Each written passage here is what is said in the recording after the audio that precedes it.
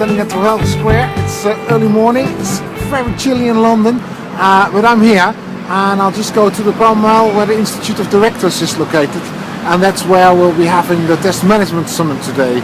So let's get in and get that first cup of coffee, and then I'll tell you later how it was.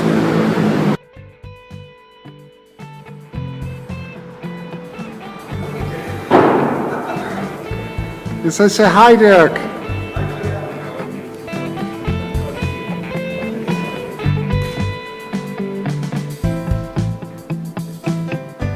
The Test Management Summit almost came to an end now. I just found a quiet spot here at the Institute of Directors, and I promised at the Trafalgar Square that I would give a little talk about what I heard. I had some very nice sessions today and very good discussions, because at the Test Management Summit we do not really present that much. We give quite short presentations, and then we have a discussion, a group discussion, which works rather well, I think. And I really like the presentation. I have to peek on my schedule from Richard Neve, who was having a session on crowdsourcing.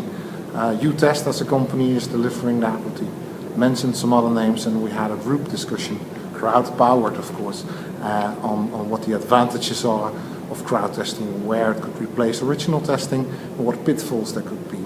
And maybe I should also register there as a tester and do some extra weekend stuff, just to play around with the new tools and to learn from that.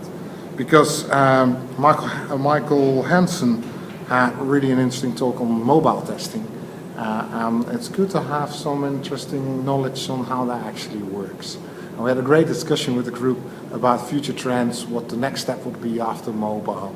And I think some of the participants really told that well. Like, we had a discussion on Agile, but we're going to have a discussion on mobile trends the next years.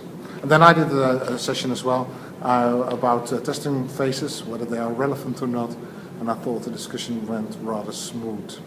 And we put testing not as much as a believer-non-believer discussion between Agile, between whether you should have test phases, but how we can present to the business, provide them with intelligence, with good information, and it doesn't really matter how you organize that.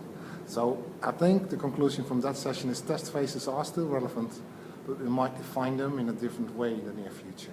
And I'm pleased with that. So I'll just go in the final keynote by Paul Gerard, and then I'll head back to the plane and go home. Well, see you around.